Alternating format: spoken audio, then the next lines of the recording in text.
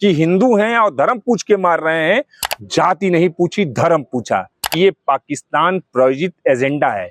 उसी एजेंडे को बीजेपी के ट्विटर हैंडल से चलाया जा रहा है। दुर्भाग्य है कि वहां पर सिक्योरिटी के नाम पर एक अदना सिपाही नहीं था।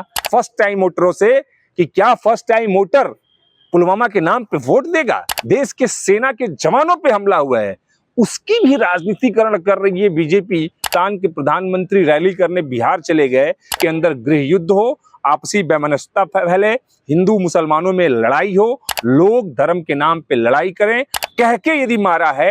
राहुल गांधी जनता के बीच जाते हैं, वो आते हैं और सबसे पहले बिहार में जाते हैं कि प्रधानमंत्री है, जिनको प्रधानमंत्री नहीं प्रचार मंत्री लोग कहते हैं। पता ना अंग्रेजी में क्या क्या बोलते हैं।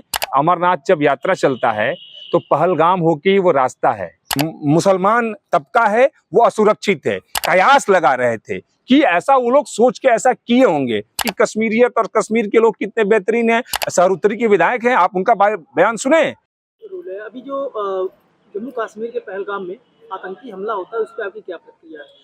देखिए, जिस तरीके से पहलगाम में निर्दोष पर्यटकों पर आतंकवादियों द्वारा गोलियों से छलनी किया गया, उनकी हत्याएं की गई, उससे साफ पता चलता है कि जो सरकार है वो किस तरीके से सुरक्षा में चूक की लापरवाही की है। एक सेंसिटिव इलाका पहलगाम, वो रास्ता अमरनाथ जब यात्रा चलता है तो पहलगाम होके ही वो रास्ता है, और ऐसे सेंसिटिव इलाके में उस मैदान पर एक भी गार्ड नहीं, एक भी सिक्योरिटी नहीं, यहाँ तक कि होम गार्ड नहीं। जरा सोचिए कि इतना संवेदनशील इलाका होने के बावजूद जो जहां पर ये घटना हुई है वह घटना मुख्य सड़क से लगभग 1500 मीटर ऊपर है। वहां सिर्फ पैदल या खच्चर घोड़ा से जा सकते हैं, लेकिन दुर्भाग्य है कि वहां पर सिक्योरिटी के नाम पर एक अदना सिपाही नहीं था, जबकि कश्मीर में चप्पे चप्पे पे सोना होती है, चप्पे चप्पे पे सुरक्षा होती है, 3 टायर सिक्योरिटी व्यवस्था है। और इस वजह से ये सिक्योरिटी लैप्स के वजह से ये जो घटना हुई है और 28 निर्दोष लोगों की जान गई है, पूरा देश आहत है, पूरा देश दुखी है। हम लोग विश्वास नहीं कर सकते हैं कि इस तरह की घटना कैसे हो गई। जिन लोगों ने अपने परिजनों को खोया है वो शॉक्ड है पूरी तरीके से, और वो बता रहे हैं कि कैसे आतंकियों ने दुर्दांत तरीके से वहां पर उन लोगों के साथ गोलियों से छलनी की उनके सीने को, और किस तरीके से दुर्दांत व्यवहार किया। जो नैरेटिव चलाया गया इसके बाद कि धर्म को लेकर हिंदू बनाम मुसलमान करने की कोशिश हुई, उसे किस तरह से देखते हैं और इसके भविष्य में नुकसान क्या होने वाले हैं? देखिए, डे 1 से जिस दिन घटना हुई उस दिन से हम ये कह रहे हैं कि ये पाकिस्तान प्रायोजित एजेंडा है। उसी एजेंडे को बीजेपी के ट्विटर हैंडल से चलाया जा रहा है। सोचिए ये कितना दुर्भाग्यपूर्ण है कि अभी 28 लोगों की लाशें वहां पर पड़ी हुई थी, उनकी चिताओं की जो आग है ठंडी भी नहीं हुई थी, और हिंदुस्तान के प्रधानमंत्री रैली करने बिहार चले गए। बीजेपी के ऑफिशियल ट्विटर हैंडल से और उनके जो ट्रोल गैंग्स हैं उनके द्वारा यह चलाया जाने लगा कि जाति नहीं पूछी धर्म पूछा। यदि ये बात सच भी है तो पाकिस्तान यही नैरेटिव क्रिएट तो करना चाहता है कि हिंदुस्तान के अंदर ये नैरेटिव फैले और हिंदुस्तान के अंदर गृह युद्ध हो, आपसी वैमनस्यता फैले, हिंदू मुसलमानों में लड़ाई हो। और चूंकि ये देश सहिष्णु देश रहा है, यह देश गांधी और बुद्ध का देश रहा है, इस वजह से आज तक भाईचारे के साथ, गंगा जमुनी तहजीब के साथ हम लोग चलते आ रहे थे।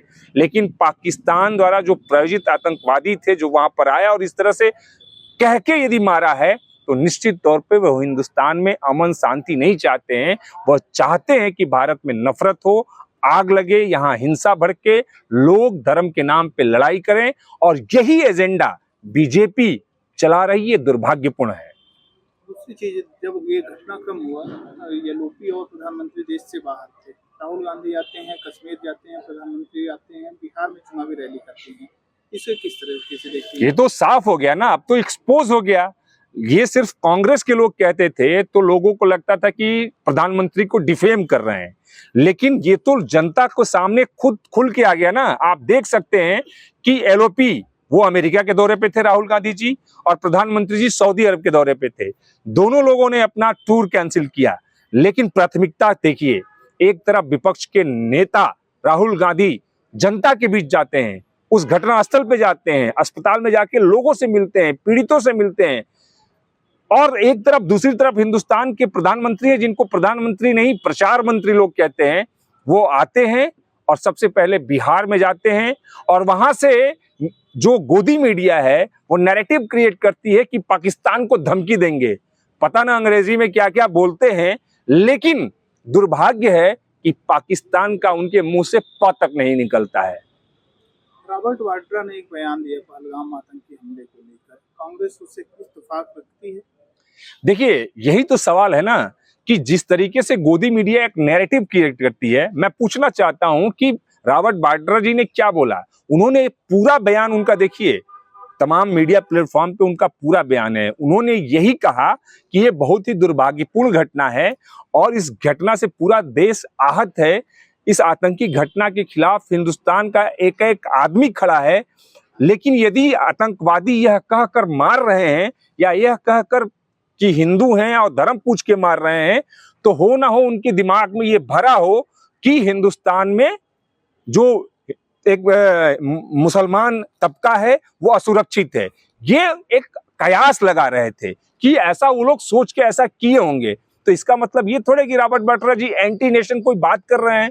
वो तो आप देखिए ना, तमाम लोग बात कर रहे हैं। अब तो हर आदमी बात करने लगा कि कांग्रेस का जो डे 1 से स्टैंड था, वो इस स्टैंड पे आज हर आदमी बात करने लगा कि कश्मीरियत और कश्मीर के लोग कितने बेहतरीन हैं, पहलगाम के लोग कितने बेहतरीन हैं। और ये हमला सिर्फ उन 26 लोगों पे नहीं है, उनकी जान पे नहीं है, ये एक एक हिंदुस्तानियों पे हमला है, कश्मीर के एक एक लोगों के पेट पे हमला है। बीजेपी के जो शहर के विधायक हैं, आप उनका बयान सुने, उनका बयान सुनेंगे तो आपको आश्चर्य होगा कितना बेहतरीन बात उन्होंने कही है। कश्मीर के लोगों के बारे में जिस तरह की आशंका व्यक्त की है, मैं तो पूरी तरीके से उनके बयान से सहमत हूँ।